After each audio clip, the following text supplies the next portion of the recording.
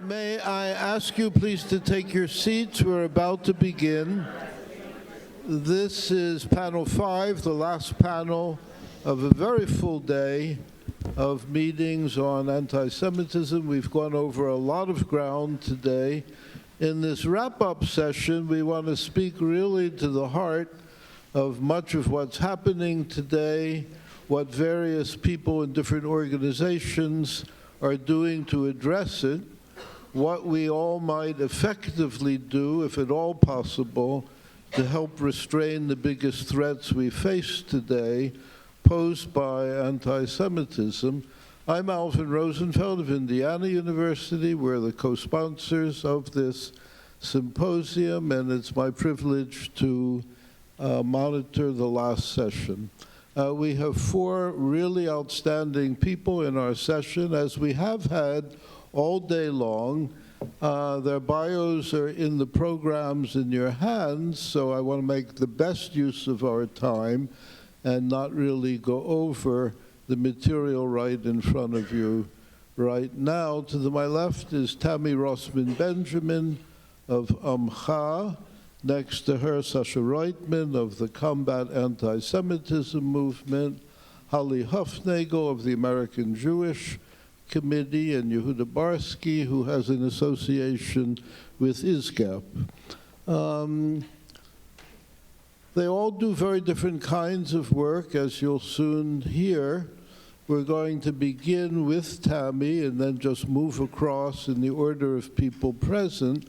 Tammi, over the years, working with AMCHA, an organization that she created some 12 years ago, has focused overwhelmingly on campus anti-Semitism, but more recently on anti-Semitism in some of the schools as well, especially as it comes to the fore with ethnic studies taking on a special and especially nefarious character in certain California schools.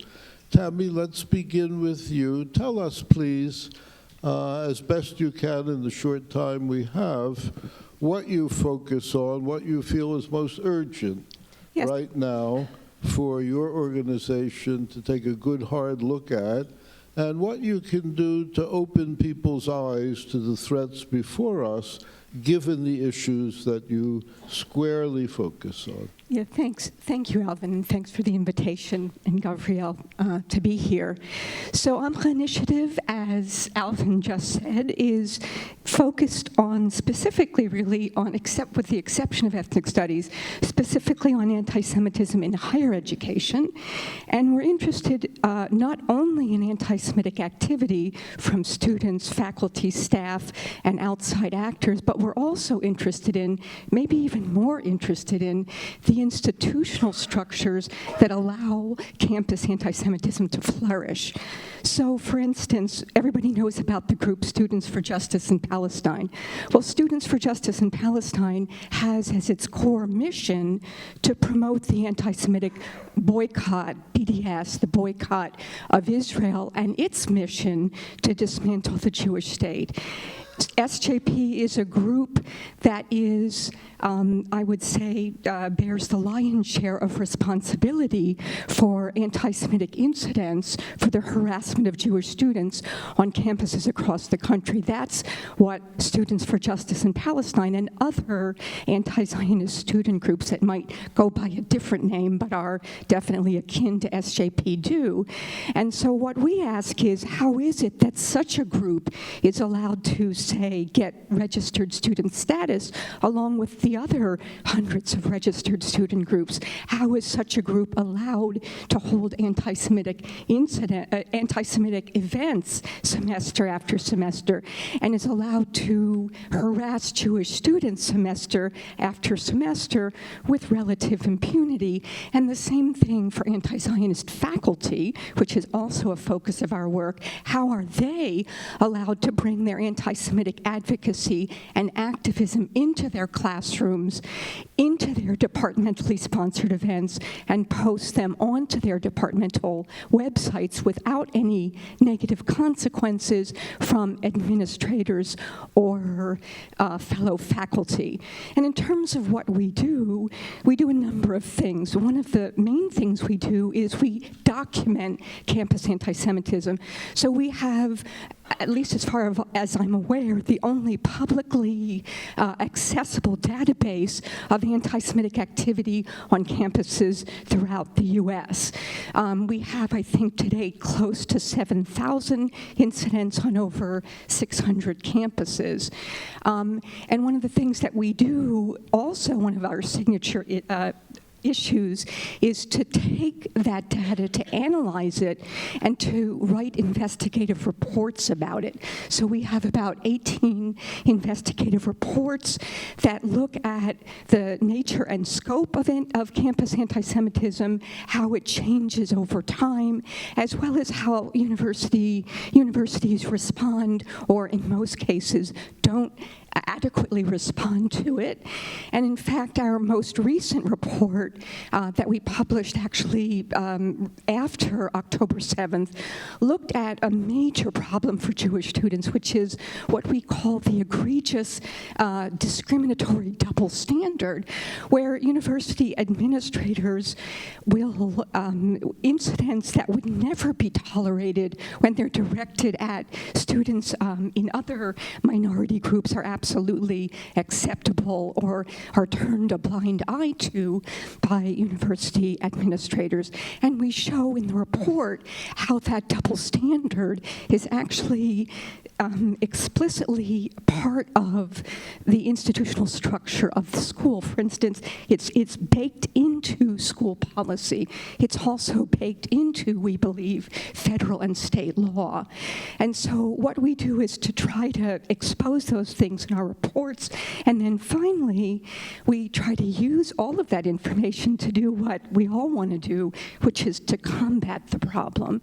And what our primary goal is to do is to bring the results of our investigative reports, our data, to the attention of university administrators, and to do our advocacy work with fellow organizations like those on the panel here today, as well as grassroots advocacy, to really get university administrators to address the systematic problem in a meaningful way. So that's what AMCHA does. Thank you.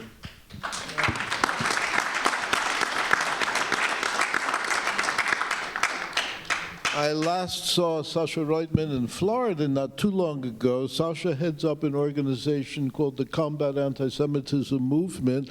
It has a growing portfolio, in fact, of activities. We were together at a very large conference which addressed mayors and other municipal officials of American cities. But Sasha, I know that's only part of your work. Please tell us all what the agenda of the Combat Anti-Semitism Movement looks like today, and how you're developing it to cover as much of the hostility that concerns us all in ways that hopefully will be effective. Thank you, Alvin. Thank you, everyone. Shalom. Shalom from Israel. I landed Friday morning. And the first thing I have to say, I've been in Israel in the past 3 months. I'm living there. Thanks to you, the American jury. They've been so supportive of all of us, really since October 7, and we need it. So I wanted to share my thanks to all of you, because you stand up, you went to the Hill, you support the hostages, and that's very, very important. First thing, I would like to ask everyone to stand up for a second. Please, stand up. Take some good energy, last panel of the day, and we can see it now. Woo! Good. So what we do at the Combat Anti-Semitism Movement, we energize and we inject energy in the fight against anti-Semitism. This is what we do, and this is why I ask you to stand up. Many organizations exist. Many groups are doing a fantastic work, and we just heard from Tami, and we're going to hear from my colleagues on the panel soon. But we still didn't want this war, and we still have major problems. And when we've been founded, the idea was, let's bring new energy, fresh energy in the fight against anti-Semitism. Let's change the way we do that, and let's build coalitions, only coalitions. You put the ego on the side, and you look toward the goal, and you attack the goal with any tools and any means that you have. And you forget the name of your organization, you forget the name of your donors, and you fight as much as possible. The other reason was, let's bring young people into the fight. Let's inject new energy. All the staff of CAM is below the age of 40. We have Igal, our CEO, just celebrated 40. You can stay with us. Igal, you can raise your hand. But really, all the staff is below the age of 40 because we believe that we are the one to fix the world that belongs to us, to our kids. And we are the one that can understand the young generations. That was the second level. The third level was, let's build interfaith coalitions. Jews cannot win this fight alone. We need to have non-Jews working with us, collaborating with us, and making a change within their community.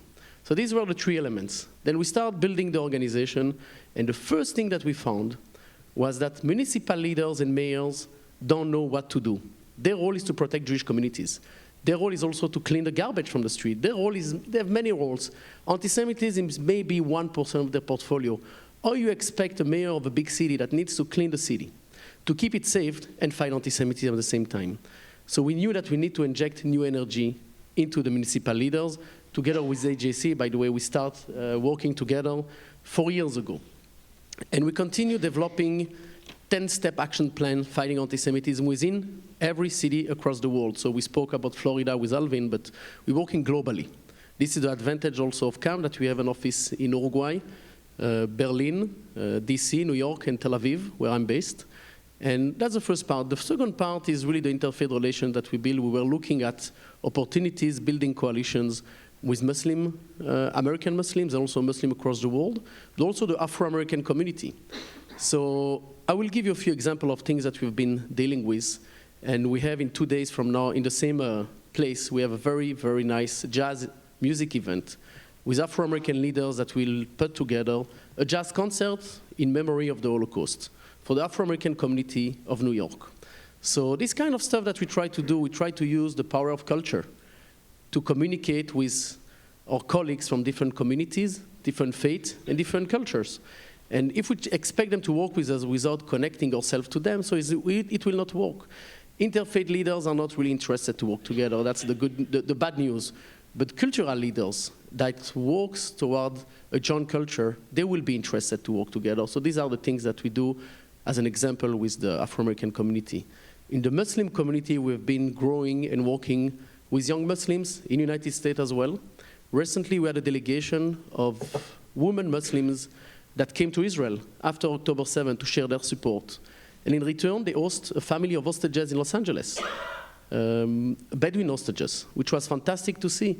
And then you create this relationship that we need to maintain. We had recently a rally of Muslim leaders against anti-Semitism that we put together and realized that we have a lot of friends. So one of the goals of CAM, the Combat Anti-Semitism Movement, is building coalitions. So what we do, we see many individuals that are doing fantastic work, but they're isolated. So when we bring them together, then we have the power of a group. So we build this rally of Muslim leaders that can stand up against anti-Semitism, and going forward, more are joining the system and the movement. So before I end, I wanted just to add that we work also toward what we call research and advocacy. So we have what we call the data for advocacy. We have a small unit that what they're looking at is data and information that help us providing information to lawmakers, to legislators, to feed them with facts, only facts, and what they can do and should do. And that's very helpful. So overall, I try to be short. This is what we do. Every program that we do are global. This is an advantage because anti-Semitism is not just an American issue. It starts from one point to another point, is moving, is translating itself to different languages. So it's very important to look also from a global perspective and not just a local perspective. I try to be brief, so I think that I provide a lot of information. But thank you very much, and I look forward to work with everyone.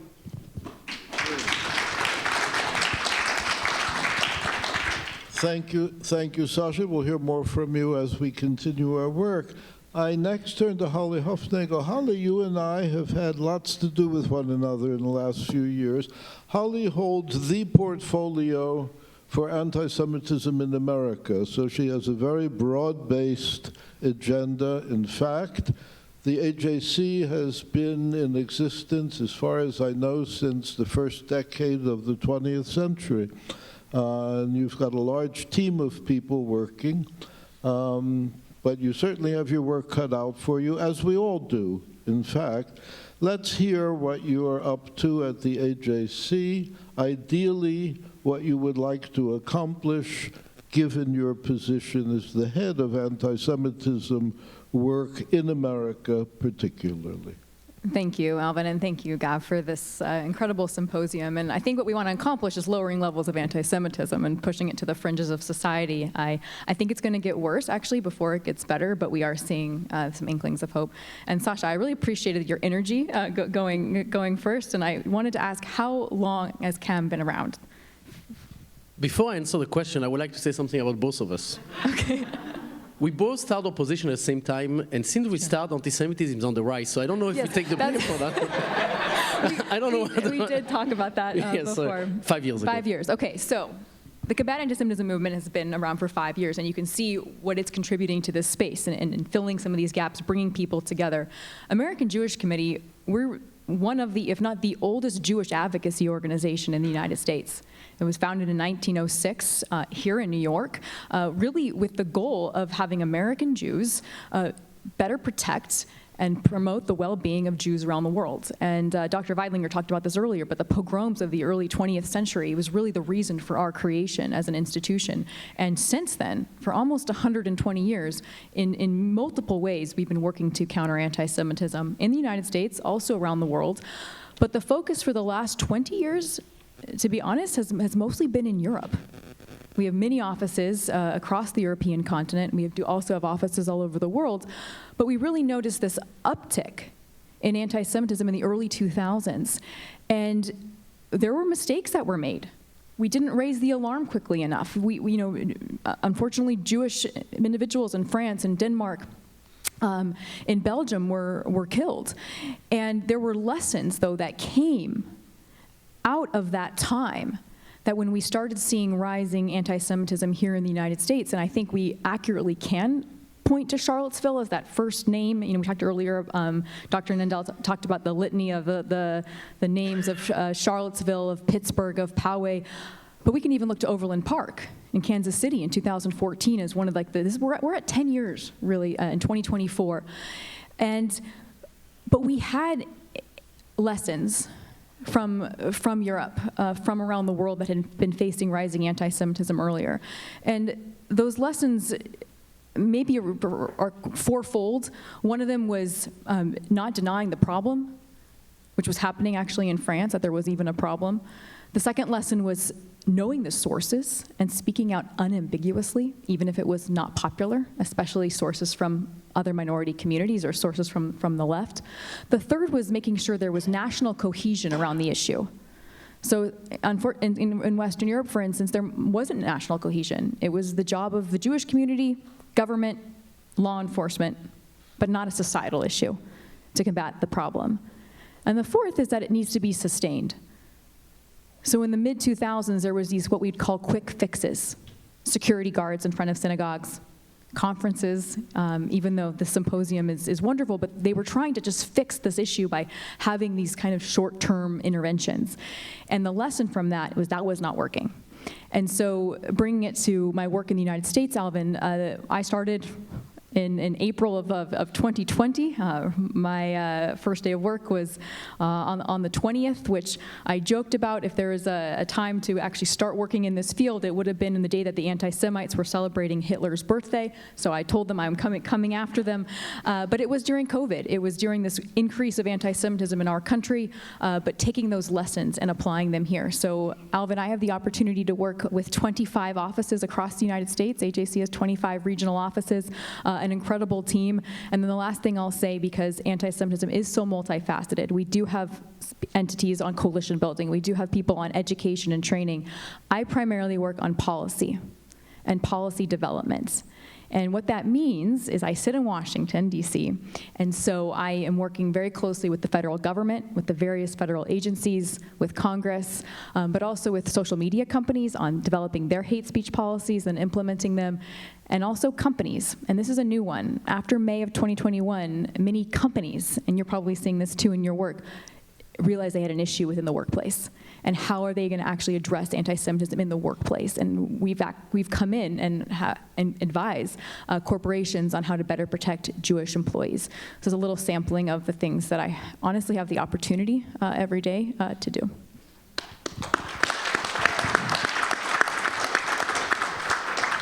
Thank you, Holly, and we'll want to learn more from you as we continue with our session. You mentioned that anti-Semitism, and you mentioned correctly that anti-Semitism is multifaceted. It's coming at us from all directions, from all kinds of groups.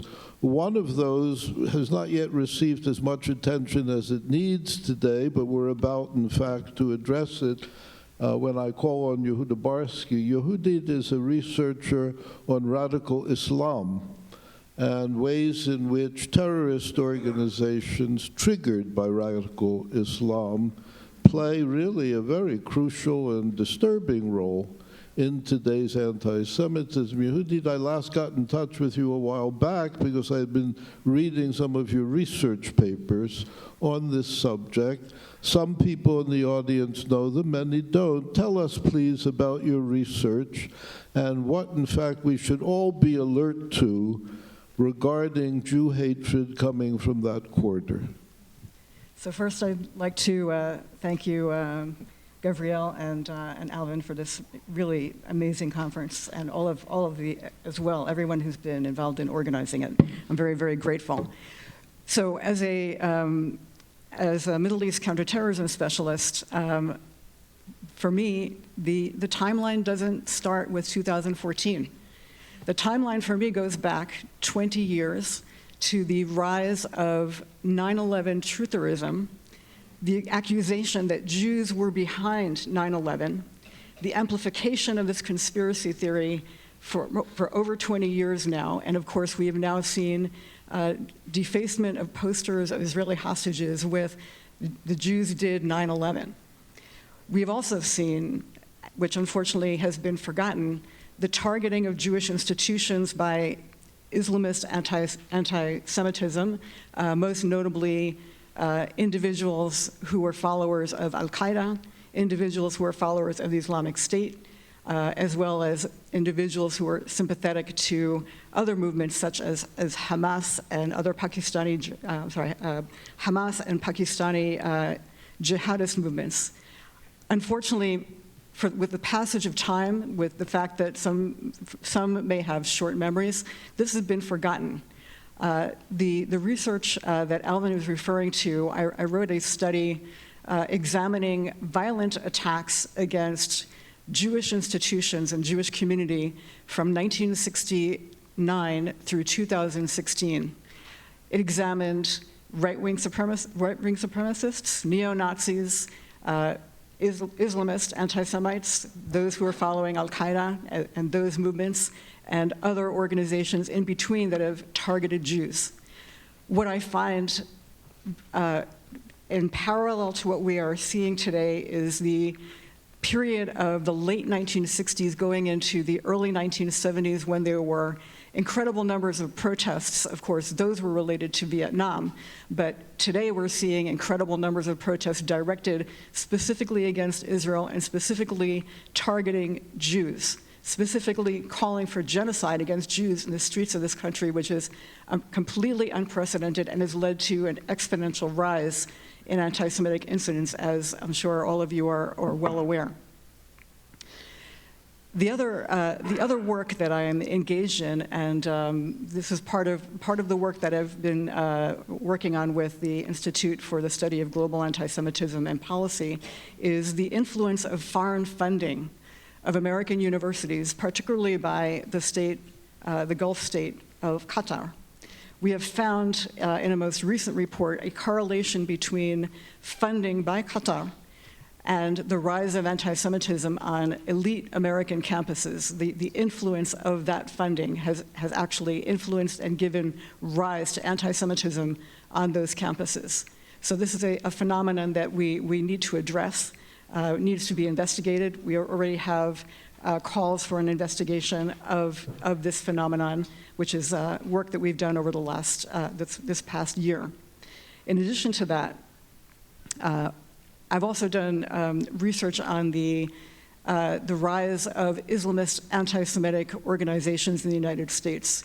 And I wanted to be very clear, I'm not talking about regular Muslims, I'm talking about people who are Islamic extremists, Islamists, and the fact that they have had a very long relationship with Marxist far-left organizations.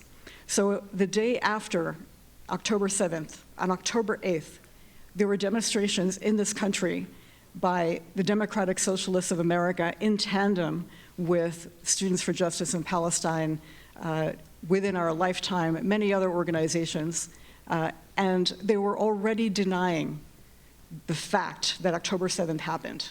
They were already questioning that such a violent orgy of bestiality and savagery had occurred, even though we saw it on television, on the media, that Hamas had filmed it themselves.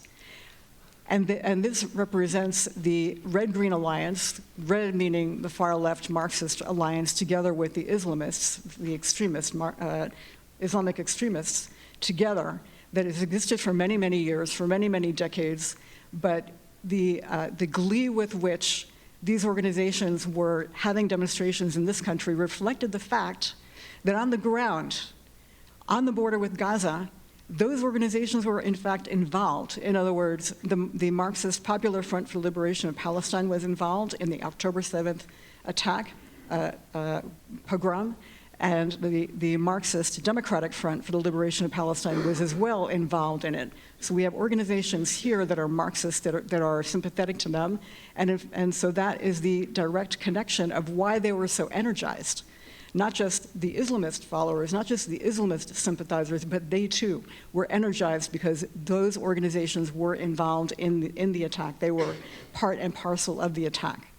And lastly, we've seen an unbelievable, and I refer back to the 9/11 conspiracy that the Jews were responsible for 9/11. Most recently, we've seen, I don't know what word to use, actually. The only word I can think of is really horrific.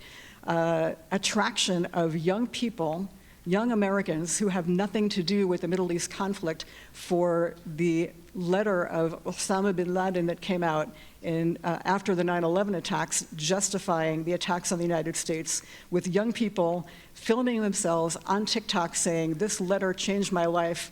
I now believe that America deserved the 9/11 attacks."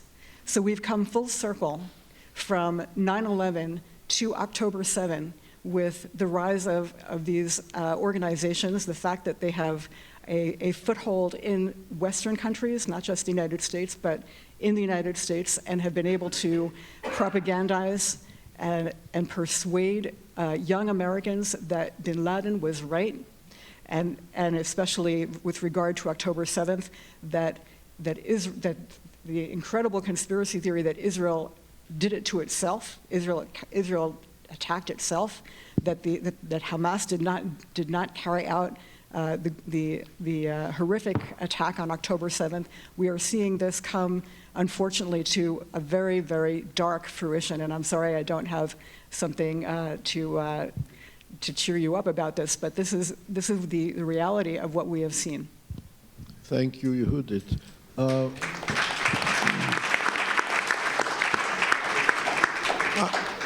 I neglected to say one thing about Yehudit. You all should know. All of us in the room who study anti-Semitism take the subject you study very seriously, but you, among all my colleagues, work in Arabic as well as English and other languages as well, so you're able to get inside this subject in ways most of us wish we could, but just can't because we don't have the language facility. Everything you just put before us is a good transition to the next question I want to put before everyone. We convened this symposium many months ago. Anti-Semitism was already accelerating in dangerous and troubling ways, but it was well before October 7th was imagined, let alone happened. We're now, in fact, on the other side, if we are yet on the other side of October 7th. History underwent a radical change on that day. And the next question I would like to put to all of the panelists is, how has your own work, in fact, changed since the developments on October 7th and the reaction to those developments in this country and elsewhere in the world? Tammi, may we begin with you? Yes. So 10/7 absolutely had a huge impact on AMCHA's work, but I actually want to put things into perspective. Before 10/7, on 10/6, the levels of anti-Semitic activity on college campuses was already unprecedented and unparalleled.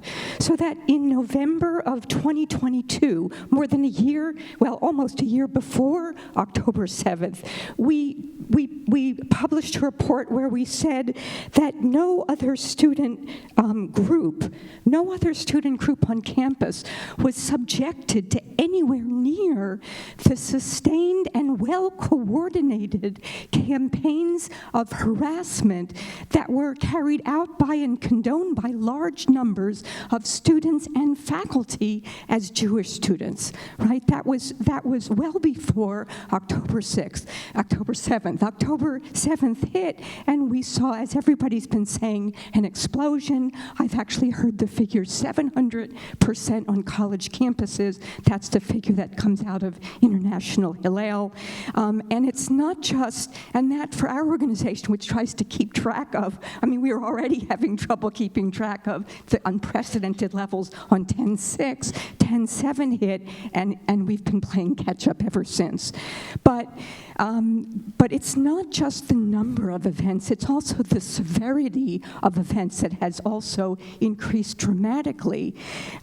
For instance, acts of physical assault, which were relatively rare before 10/7. So in 2022, in October and November of 2022, we had 2 incidents of physical assault against Jewish students. In 2023, October, November, we had 22 incidents. So that's a huge increase just in physical assault, which is the most extreme form. But in every other form of incidents that targeted Jewish students for harm, intimidation, bullying, vandalism, they also went through the roof and exploded, as did speech justifying and condoning the violence against and the murder of Jews and the destruction of Israel. And we also, to the horror of Jewish students who were already traumatized by the most horrific attack on Jews in their lifetime, they had to hear, as was said previously, they had to hear their fellow students and professors actually saying that the attacks, the massacre, the rapes, the beheadings, the mutilations were Zionist propaganda and a big lie. And that's coming from, as I said, professors and students. And we also saw an increase in the coordination of these incidents. We have Students for Justice in Palestine that controlled by the National Students for Justice in Palestine organization that went from 200 chapters before 10/7 to close to 300 chapters right now. As well as faculty, we had a call that came out from the U.S. campaign for the academic and cultural boycott of Israel, that in response to that call, that faculty, I was just told by Mike, I thought it was 24 campuses. It's actually close to 6 campuses that my colleague Miriam Elman tells me. Faculty on over 6 campuses have formed new some groups that are either called Faculty for Justice in Palestine or something similar, but their main mission is to give moral and material support to the activities, the anti-Semitic activities of Students for Justice in Palestine. So the level of coordination is just enormous. I mean, we were seeing this pre-10/7. The level now is just through the roof. And what we're also seeing, as this is just absolutely unprecedented, squared, right, is a failure, an abysmal failure on the part of university administrators who are unwilling to keep Jewish students safe on campus. And I say unwilling and not incapable, because we all know that if the same, anywhere near, even a tenth of the harassment that we're seeing of Jewish students on campuses now was directed, or were to be directed, at any other minority group on campus, it would be shut down in a nanosecond. And the students, faculty, staff responsible for perpetrating it would face serious consequences, probably expelling and firing of faculty. So we see that, and we also see this, as I said, this double standard.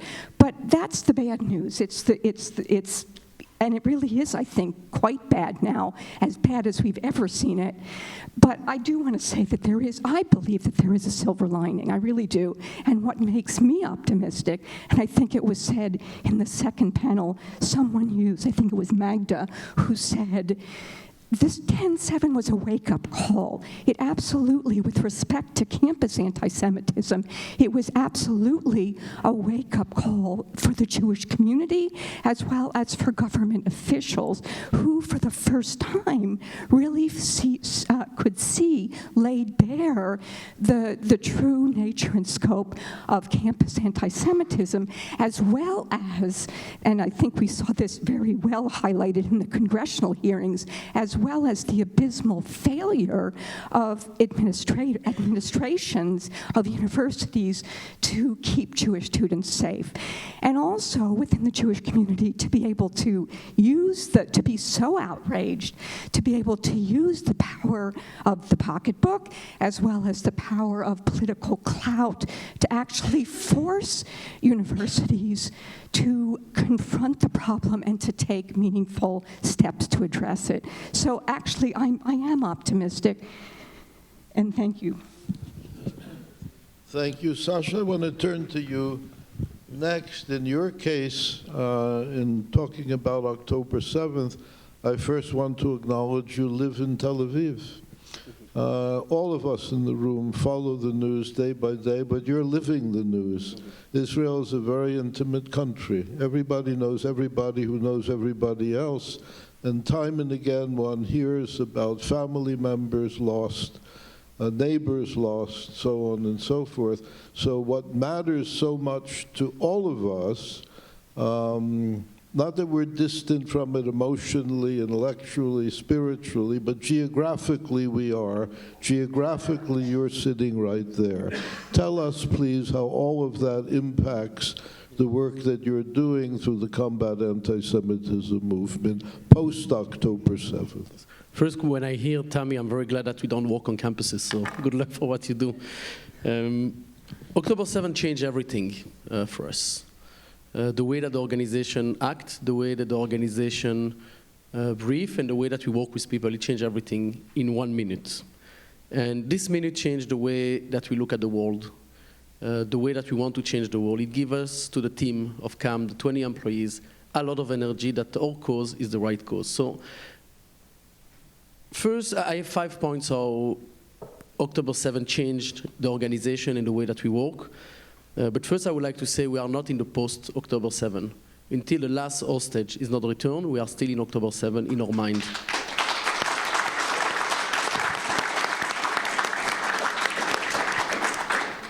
We have IDF soldiers right now in Gaza, and you speak about how we feel before I speak about the organization. So I was released from my duty service, I think like a year ago. So I was very proud to finish all my years in the IDF. I served for many years in the IDF. And then October 7th started, and all my friends, my neighbors have been called back to the IDF. And then we have my neighborhoods empty of men. This is the first thing that you see. Then you have men coming back with guns. Then we have guns everywhere in the country this time. And we never saw so much guns in the country that are much needed. We're afraid. We're afraid of the Arab workers coming to work every day on construction. We are afraid of everything. And I think this is really the feeling that we have today in Israel. We don't know who to trust anymore. And this relationship between the citizens and the country that's been broken on October 7, it's a very bad feeling. But on the other hand, we believe in our friendships. That's the friendship between our own citizens. And we know that we have IDF soldiers in the reserve unit that are there to protect ourselves. And what is fantastic to see is how the country is reacting together. I don't know, who has been in Israel since October 7?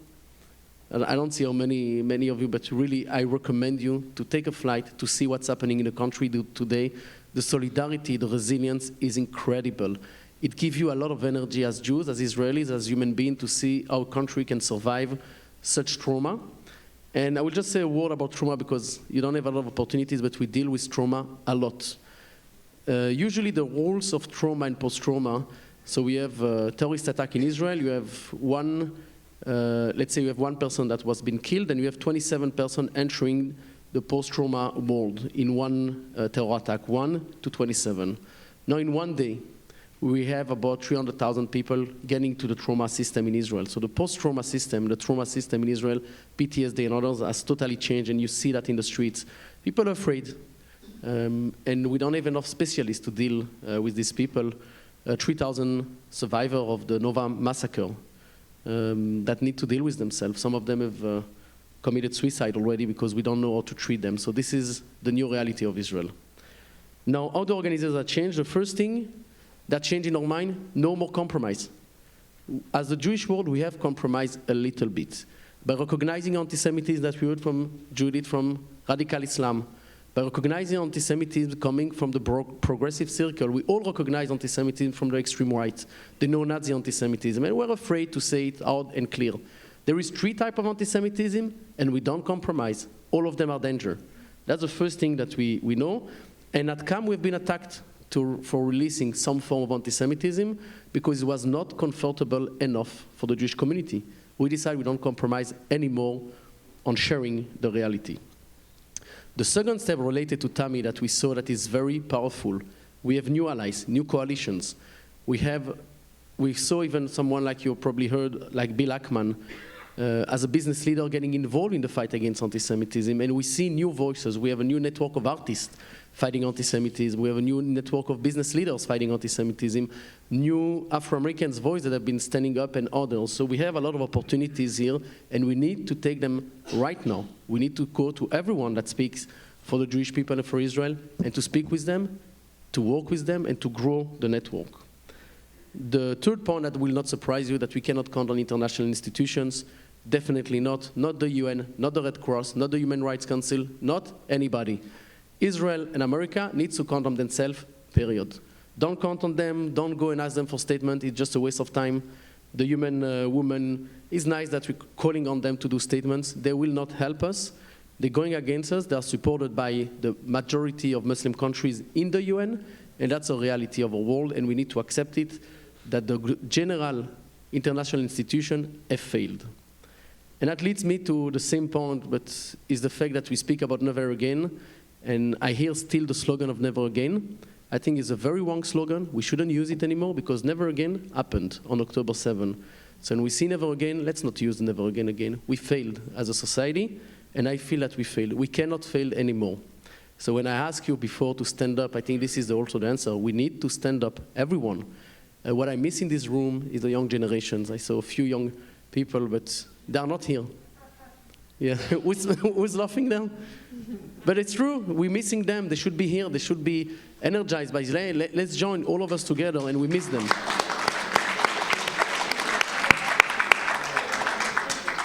The 4 point and the 5 point, I will be very brief, is the deep relationship between Israel and diaspora. I think that this is something that changed ourselves from so strong. We know that we can count on each other as Jews. As non-Jews as well from the diaspora, we need to be able to look at each other and to protect each other as communities. And I think the power there is very strong. The last point is the fact that we start working within Israel. We never worked in Israel as an organization, but our members, our followers ask us, we need to help Israelis. That's the first time that we had Israelis that need so much help against an anti-Semitic attack, because October 7 was an anti-Semitic attack. So we created a CAM philanthropy fund. We raised, honestly, millions of dollars that we donated to people in the South. It's not our cause, it's not our problem, but people wanted to do that. It was important to help people in the South. We've been surprised that this is one of the main tasks. And we see a lot of energy in it was number 2, but the coalition. We have a lot of legislators, and I think that you can speak about it as well, to pass new legislation on a federal level, on a state level, on city level. And I think this moment is a moment you have been positive. We need to be positive to push legislation on adopting IRA, law enforcement training. We demonstrate that everything that we have been all saying for the past decades, it's right, it's true. So we don't compromise and we push forward. So this is how things have been changing for us, and I hope that it was insightful for you. So thank you very much.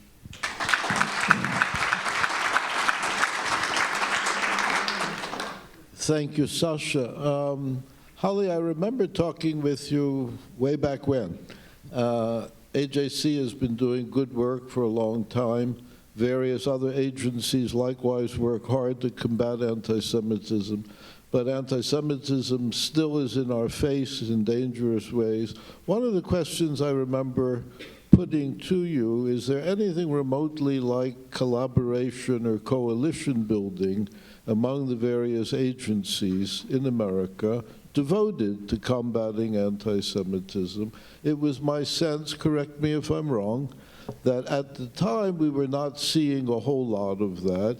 Am I right that since October 7th, we may in fact have turned a bit of a corner for the better in that respect? So I'll answer that, Alvin, and then I would like to actually preview a little bit of some of the data that we're finding, which will again prove why we need more collaboration right now. Because so I've been working for a Jewish organization for AJC for over about 5.5 years now, and I think when I started, we were already seeing rising anti-Semitism. This was about 2018, but there still was. It was some of the silos that you were speaking to. One of the reasons why you thought the movement needed more energy, you need more partners. We were filling gaps and kind of working in our own spaces. Some of it was competition, but there has been a marked shift. I think actually even since May of 2021, after the last after the war in Gaza and Israel, we have now weekly calls with the major Jewish organizations. We have a whole project called the 10-7 Project that these organizations have just come together on.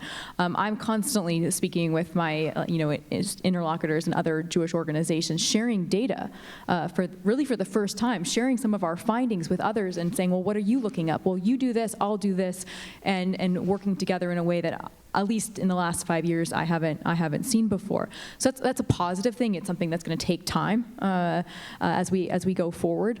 But one anecdote that I wanted to share with all of you is every year, American Jewish Committee, and this comes from my department, we publish a survey. We've been doing it this is our 5th year doing it. It's called the State of Anti-Semitism in America report. And we started after what happened in Pittsburgh. Was Pittsburgh a wake-up call for American Jews? What was happening? How were American Jews perceiving anti-Semitism, experiencing it? And we've actually done it every year since. We entered the field with our survey of American Jews on October 5th.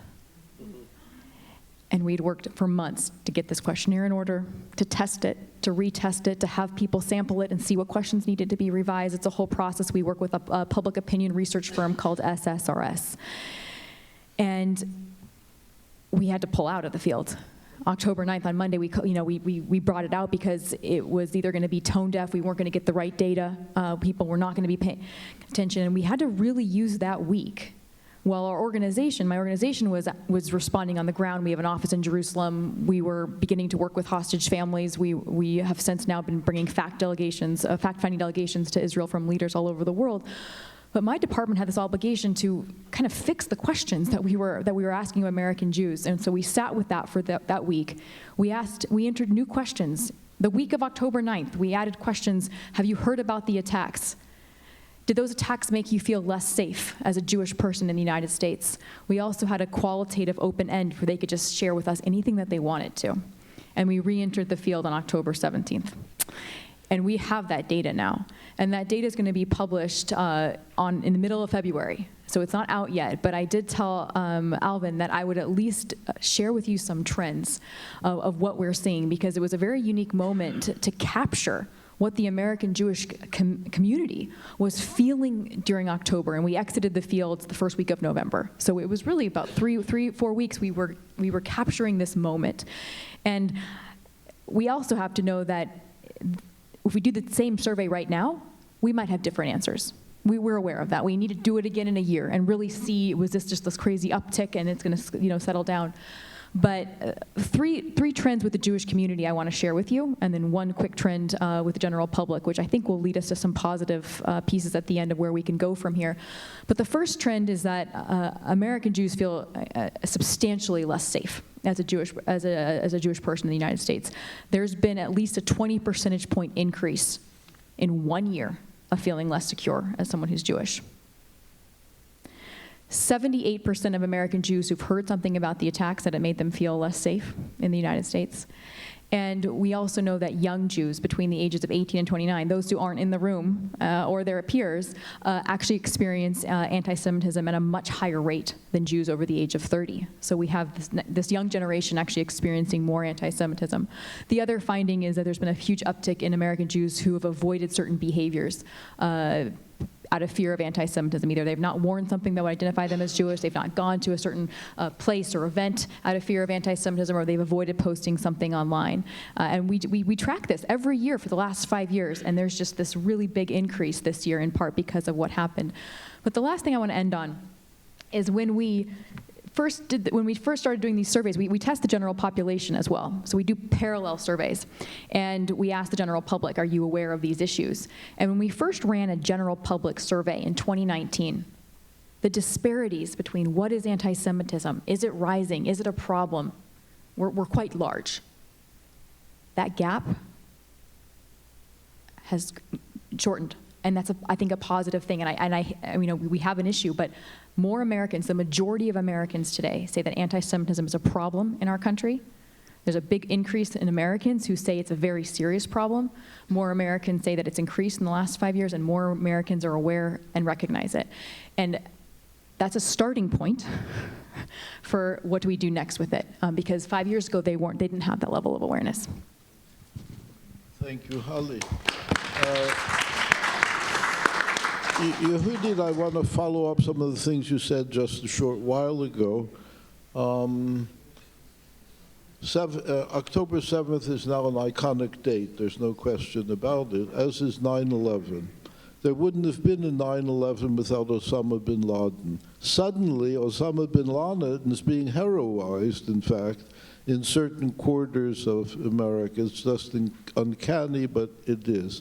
The Houthis, who are shooting at all these ships now in the Red Sea, have as their major slogan, death to America, death to Israel, curse the Jews.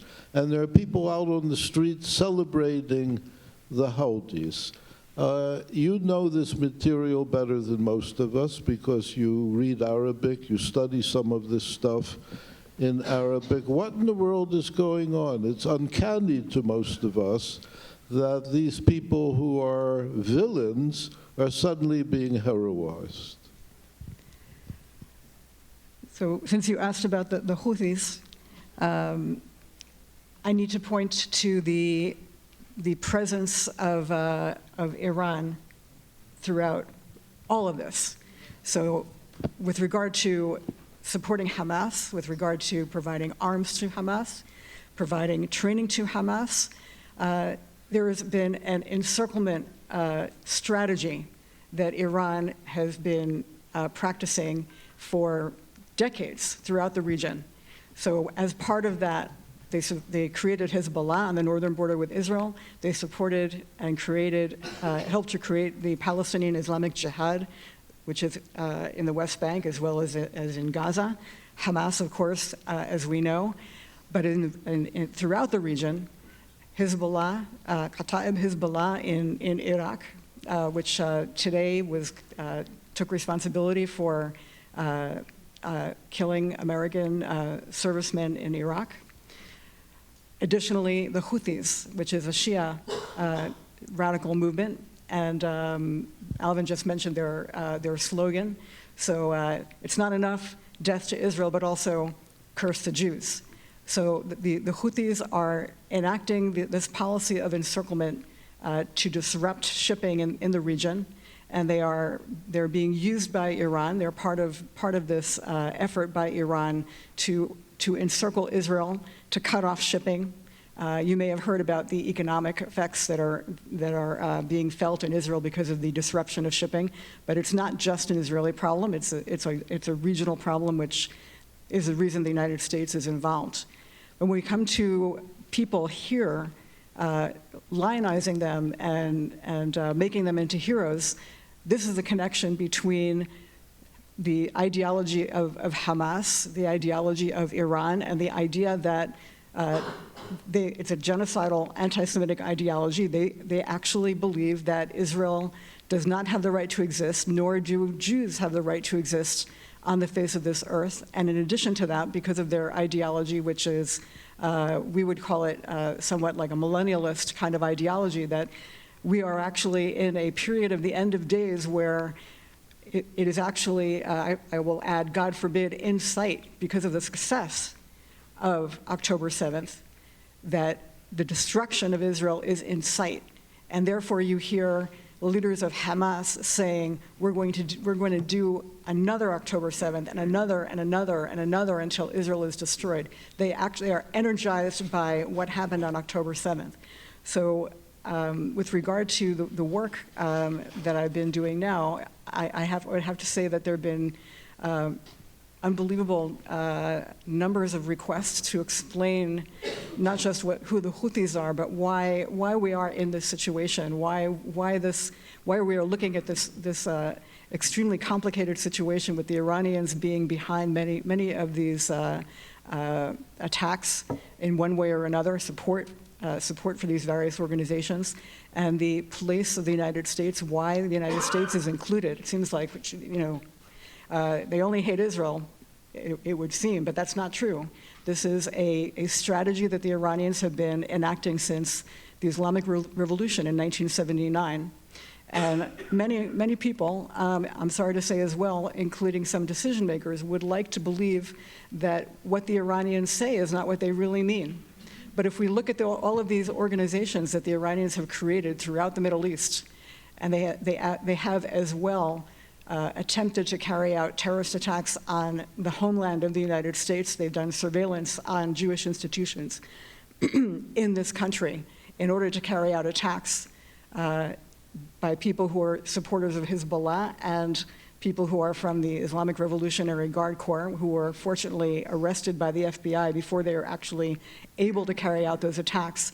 Then you can actually see that this is really, from their perspective, from the Iranians' perspective, an effort against the United States as well as against Israel, and they consider their goal to be a worldwide war against the United States, Israel, and Western countries.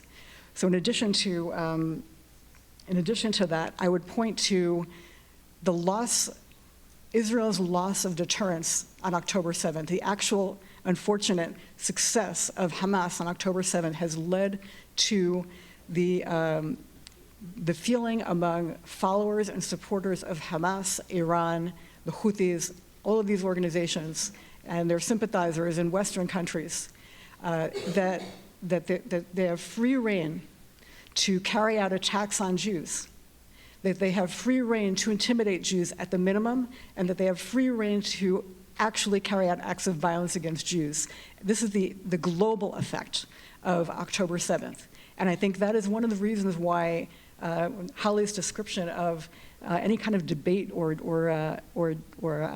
question about feeling of insecurity following October 7th, that this is something that Jewish people, we saw it on October 7th, and we actually understand that this is the reaction and the reality of what happened. This loss of deterrence affects us on a global scale.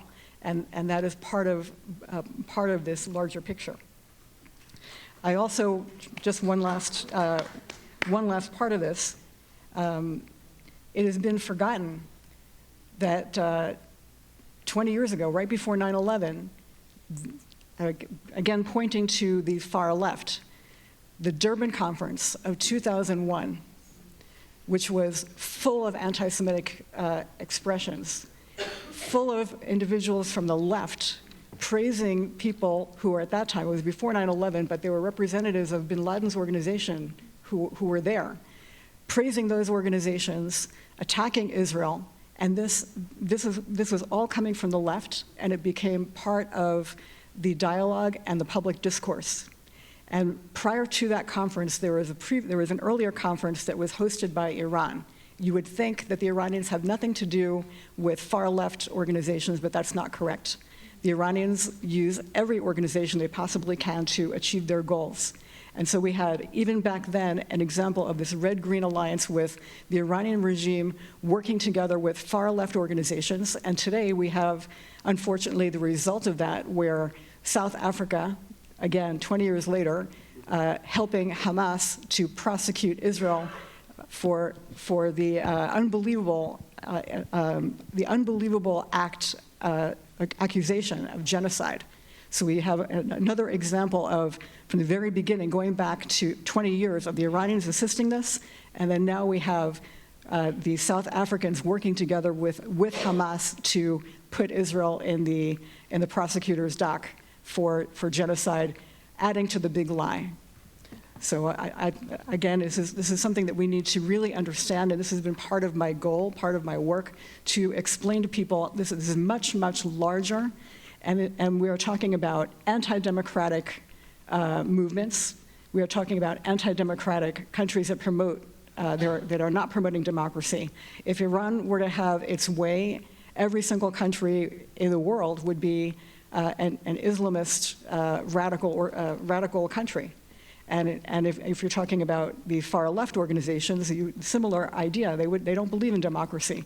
So we have a confluence of Marxist far left organizations working together with Iran, an Islamist country that under normal circumstances you would think because of women's rights and other issues, LGBT, rights, that you would not have that confluence of interest. But when it comes to Israel and when it comes to fighting against the United States, they find common cause. Thank you, Yehudit.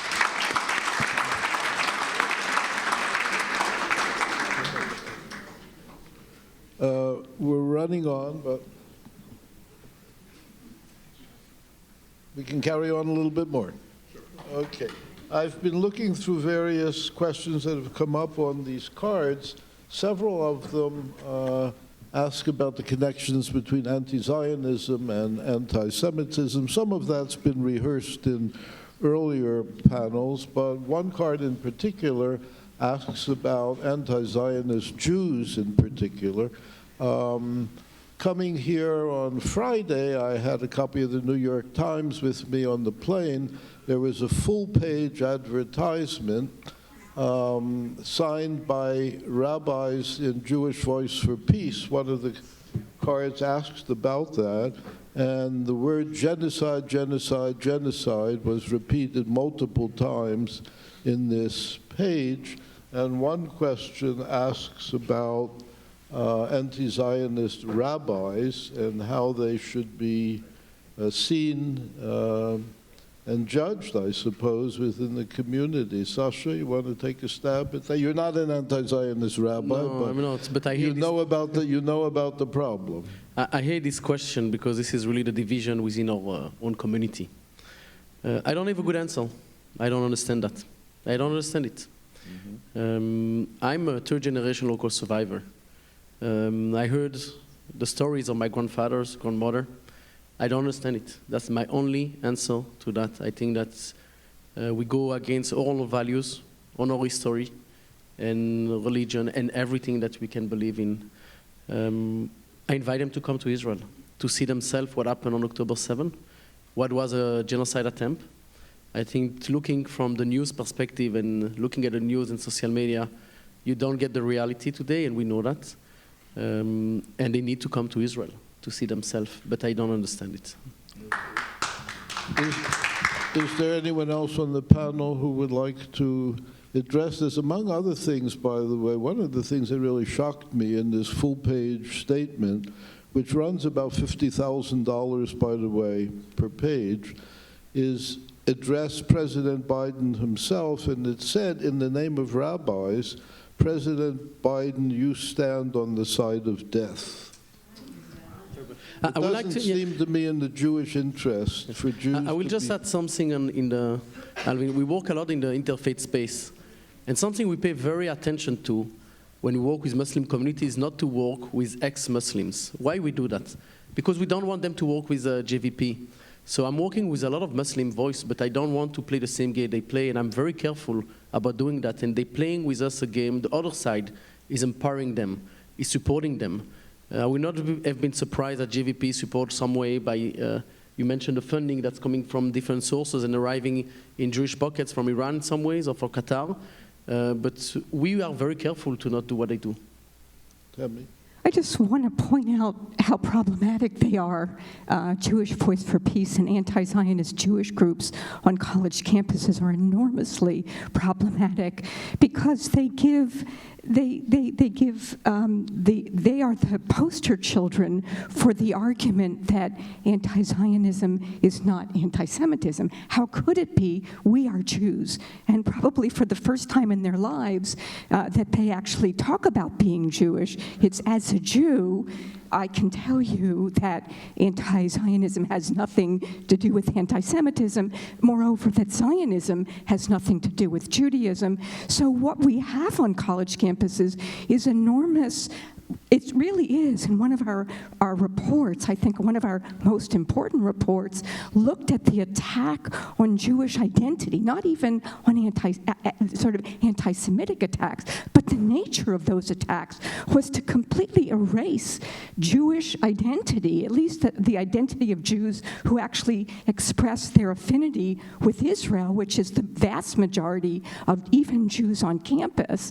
And so the Jewish, how problematic are the Jews who stand up and say that we're the real Jews, those other students who claim to be Jews, and the organizations that support them, the Hillel and all of our organizations, in fact, are really the evil ones who are actually the real anti-Semitism, according to them, is the anti-Semitism that's directed at them for speaking out about the horrific genocide, etc. And in one of the studies that we did, we actually looked at the way in which Jewish Voice for Peace, so Jewish Voice for Peace only exists on campuses where there is another non-Jewish anti-Zionist student group. And what we realized is that when on campuses that had both an SJP or like group and a JVP, that the incidence of anti-Semitic harassment went up. So what we realized is that at the ground level, what's happening is that they are a force multiplier, and they really do increase the anti-Semitism, and they really need to be dealt with. Holly, do you want to speak to this in any way? If not, there's another question I want to pose to you and Yehudit. You can pose the other question I might come back to. I have something, I think, to say, but as someone who's not Jewish, I won't comment on Jewish anti-Zionists. The other question, and you may or may not, through AJC, relate to this group, but CAIR, C-A-I-R, the head of CAIR, as you know, said some things after October 7th that were pretty shameful. CAIR, to some degree, and Miriam, you might be in a better position than I to say just what, but they figured in somehow to the White House statement on the strategy to combat anti-Semitism, and they've been booted off, I understand. Holly, does AJC have a connection to CAIR? And Yehudit, could you say anything about CAIR? We don't have a connection to CAIR. We do have a Muslim Jewish Advisory Council. So we originally, actually, we partnered with the Islamic Society of North America and back in 2016 to have different committees all over the U.S. to work on Muslim Jewish relations. I have something else to say, but it's not connected to CARE. So I'm going to turn to you to talk about CARE. So the Council on Islamic Relations is an organization that was founded by supporters of Hamas in this country, going back to the early 1990s. And they became very prominent for their anti-Semitism before most recently, in 2021, when one of their directors in California made a statement saying that we should not have any kind of relationships with the Hillels, the polite Zionists, the federations, the Zionist synagogues, basically coming up with a list of pretty much every Jewish type of institution, and was called out for it. She very briefly went out of view, but they did not fire her. And then, of course, unfortunately, CARE was put on the group of organizations that was going to assist in enacting the White House strategy on anti-Semitism. And there were representations made by various organizations of the Jewish community in opposition to that because of the history of CARE. Ultimately, the director of CARE, Nihad Awad, made a statement in late November, basically saying how proud he was to see the Gazans breaking the shackles and crossing over into their land. And following that, the White House removed CARE from the strategy, the organizations that would be included in the strategy to combat anti-Semitism, and it looks as well like they are not. They may not as well be involved in the strategy to combat Islamophobia.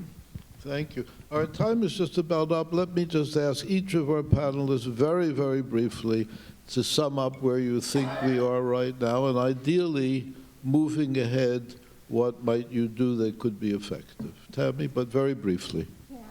One of the things I wanted to talk about in terms of moving forward, I think one of the things that we talked about a little bit in a prior panel about the ways in which, how to protect Jewish students, essentially, which a lot of groups are thinking about right now, and including that's at the heart of what my organization does, is the most popular approach right now being the Title VI approach about trying to use federal anti-discrimination law as well as universities' discrimination and harassment policies based on those laws to give Jewish students protection based on their membership in a protected or hopefully protected identity group.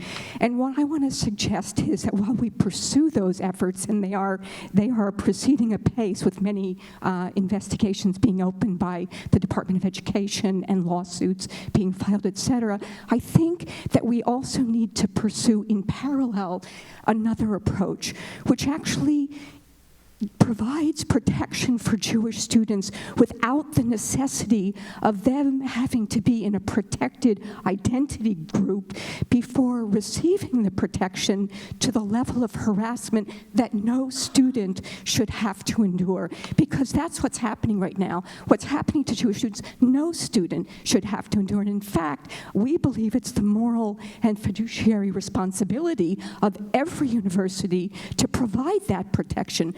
But right now, because of federal anti-discrimination law, as well as because of the way in which university policies are crafted based on that law, the only way they can receive protection is if they fit into an identity group that gets protection. So what we want to pursue, and what we're trying to pursue, and what we hope the Jewish community will help us pursue, is to actually seek to establish laws and policies that treat all students equally from the harassment that denies them the right to a safe campus and the ability to fully participate in campus life. Every student, not just Jewish students. And it really gets to the heart of what we believe is the most serious problem.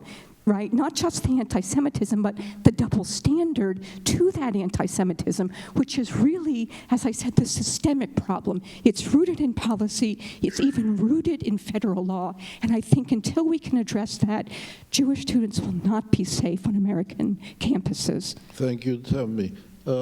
Sasha, I wish we had more time, but we don't. We'll be brief. Bekitzur. Bekitzer will be brief. We are at a scholar conference, so I think that I'm coming with a call to all of you that advocacy and research should be connected at the end of the day. You're doing the research on things that you believe are right, and that's totally fine, but sometimes we are not connected between the parties. And I think that if we are able to connect between the advocacy organization, which is also EGC, CAM, and others, to the research that has been done, we can be very, very strong together. And deciding on different issues that we want to tackle. That's the first point. The second point, I invite you to go to our website, combatantisemitism.org, to join the fight and to do whatever you can to contribute in the field that you feel the most comfortable. If you like art, music, or whatever field, we have everything that we can do, and I think that everyone can contribute. So thank you very much to all of you. Thank you. Holly. As a practitioner, if you say your website, I should say mine too, ajc.org. Something I was thinking earlier, Alvin, and I will be brief, but I think in the last 5-6 years, we've been having technical fixes. We've been on actually an adaptive challenge. And what do I mean by that? Anti-Semitism is a weed. And so often our interventions are just cutting the leaves, cutting the stem, but we're not actually looking at the root, like the root problem of the issue. And I just want us to sit with this. This is where I'm in to finish, or something to think about as you go forward. But it's about loneliness and the decaying of our social fabric over the last 60 years. And many studies have shown this, but the percentage of Americans who have no close friends has quadrupled in the last 30 years. 54% of Americans say, no one knows me well, and they're lonely. We know loneliness breeds meanness, breeds bitterness. Lonely people, by the way, lonely people are 7 times more likely to be active in politics than non-lonely people. And the last 2 things I'm going to leave you with, it's actually, think about it. And think about what's happening right now. They want to be part of something. In 1966, a study conducted by UCLA found that nearly 90% of people entering school wanted to have education provide them a meaningful philosophy of life. In 2000, only 42% thought that. The rest wanted to be better off financially. Today, in 2015, 82% of students say that financial success is what school is for. It's no longer about meaningful philosophy of life, getting to know people. And lastly, 2 generations ago, roughly 60% of Americans said most people can be trusted.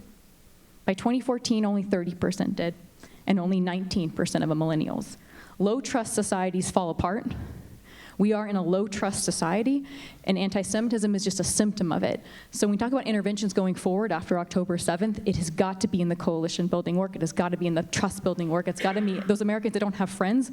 We need to be their friend, and that's actually where we're going to have, I think, the most change going forward. Thank you. Yehudit will wrap up with you for a brief comment. Okay. So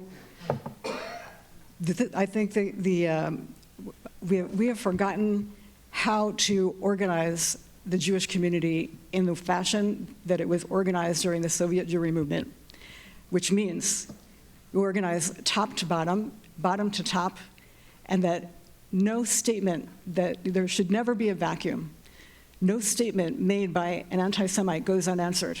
It needs to be answered by either the Jewish community, it needs to be answered by a coalition, it needs to be, there can be no empty spaces. We need to be everywhere, and by we, I mean the people who are believers in democracy, the people who are countering anti-Semitism, and so we need to revitalize and reorganize the Jewish community to reorganize itself with all of the organizations, everyone all together, no competition, maybe competition to get this done, but from top to bottom, where we communicate effectively, we build new coalitions, we bring new people into our coalitions, and we demand that the truth be spoken, and we denounce the lies, and we make sure that we are building a coalition of people who will not only help Israel and help the Jewish people, but will also help this country to recover from its divisions. Because ultimately what I described earlier is a war against our society and against our country and against, I dare to say, our Western civilization by Iran. And we need to realize that we are all invested in this and we all need to take part in it. So I want to thank everyone for being here and staying so late. And I'd like to thank all of my fellow panelists for all of their wonderful contributions. Good. I'm going to give the last word to the president of the Center for Jewish History, who put all this together. I couldn't have done it without Professor Rosenfeld. We have a wine and cheese reception that we welcome you all now to attend, and if you have further questions for our panelists, you can approach them there. So thank you for being here for a wonderful day of insight and conversation.